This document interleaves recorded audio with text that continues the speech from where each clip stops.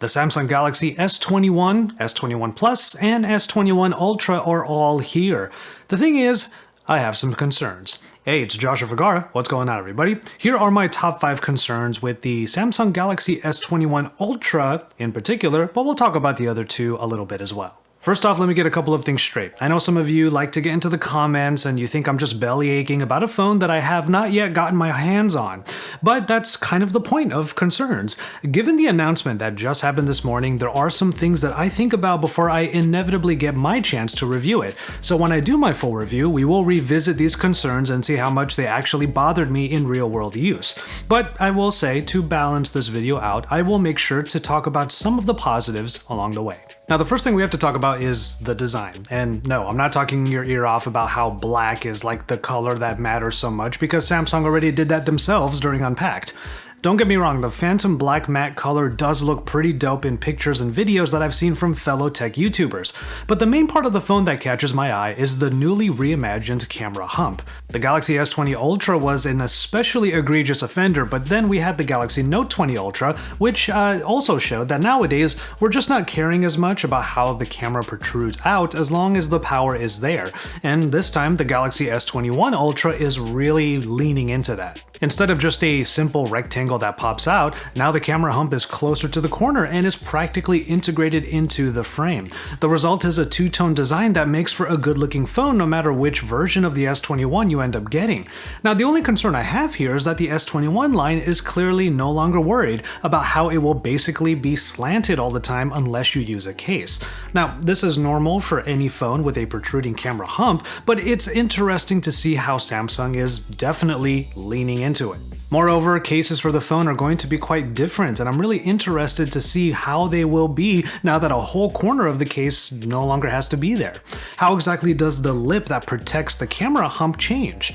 I don't think there will be that much of a problem with cases being secure in general because of the other 3 corners, but it's just a radically different shift that I'm interested in seeing in the flesh and how it might affect the phone's everyday wear and tear. Now, the unboxing experience is going to be pretty different this time around too.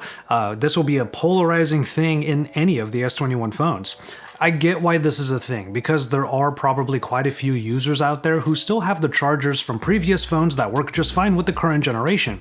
But the issue that I have with the S21 line is that fast charging is basically unchanged or even slightly worse than before. The batteries in every phone are of a good capacity. You get the S21 Plus that has 4800 mAh while the Ultra gets up to 5000, and that means that there should be no problem with these phones surviving a day or maybe a day and a half of general use. But really fast charging is honestly a useful thing to have, especially in a phone that might be your main computing device. It just seems weird to me that they've stuck with 25 wired and 15 wireless. Again, maybe it won't be as much of an issue ultimately, but in those moments when you want to top up quickly while you're like making breakfast or taking a shower before you head out the door, I might be wishing it would charge up way faster. Funny enough, the 25-watt fast charging is one of the only things that every S21 phone has in common.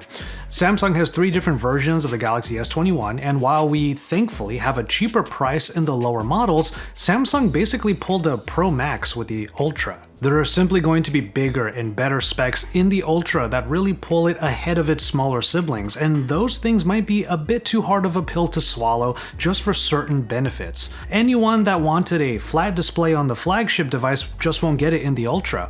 The S21 and the S21 Plus get that, but at the expense of resolution. I guess at least the 1080p screens do get 120Hz refresh rates. There's also a dip in the RAM and battery capacities, not to mention the fact that expandable storage is just not available across the board now. But I say that the Galaxy S21 Ultra pulled a Pro Max because there are certain aspects to it that you have to basically stomach in order to get the best experience in other aspects. For example, if you want to have the best camera experience, because they did put the best camera in the Ultra, you might have to go in on things like having the biggest screen, having the curve on the display, and obviously you gotta put down the most money for the Ultra. Alright, so this one is basically based on some actual info that I got while being briefed on the phone before Unpacked. Now, for a camera setup that is supposed to be for creators, I'll give Samsung a lot of credit. They put quite a few tools in that make sense.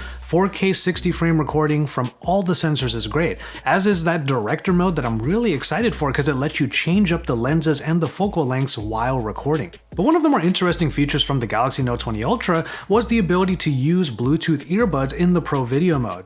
Now that returns, but in the same exact way, only in the Pro Video mode. I have told my contacts at Samsung that the Bluetooth audio recording would be really useful in other modes, especially front-facing video recording. Now, you know all those people on TikTok who use the Apple earbuds and they're like holding the mic up to their mouths like this the whole time? Imagine if you just had to put in earbuds like the Galaxy Buds Pro. You just hit record, and then the audio for your social media videos gets that needed boost. I am excited to use the Ultra as a creator's tool and for my real-world camera tests. I just think that this particular feature, this particular aspect of creation, audio, deserves some needed expansion. Now, this last concern I have is actually the same that I had in the S20 Ultra from last year. It's the fact that the S21 Ultra brings back space zoom. Now, let me be clear. Zoom is useful, it can be. Sometimes you want to zoom far in and get a picture of, say, a squirrel or something like that. And weird as it might sound at first, having two zoom lenses can be useful. Samsung is trying to prove this with some work that they put into the stabilization when zooming in. But even though I had a few moments with the Galaxy S20 Ultra last year where I appreciated having the far zoom, I simply did not use it to that extent pretty much any time after that. Now, a wide-angle lens with autofocus, which is included on the S21 Ultra, makes a lot more sense for a person like me, a person that likes vlogging. And I get that there are casual users out there who instinctually pinch to zoom whenever they're taking pictures. But if you are that kind of casual user, are you willing to pay the higher premium for the S21 Ultra just to make sure your zooms look better? Who knows, maybe this time around Samsung have managed to make zooms a killer feature, or at least something that is more essential. But that's something I'll have to see when I get my hands on my own device. And so there you have it, my top 5 concerns with the Galaxy S21 Ultra, with a little bit of talk of the S21 and the S21 Plus as well. There are a bunch of other things that I could have talked about, like the fact that, as usual, Samsung made more colors with the smaller devices than they did for the S21 Ultra. And of course, you have things like Galaxy Syndrome, because not only do you have all of these features that are in the software with One UI 3 and also the camera software, you also get the ability to use S Pens. I'm actually pretty happy to see that S Pen functionality is being expanded to other phones, and they are making a larger S Pen, which might be more comfortable, but where do I put it when I'm not using it with the S21 Ultra, for example?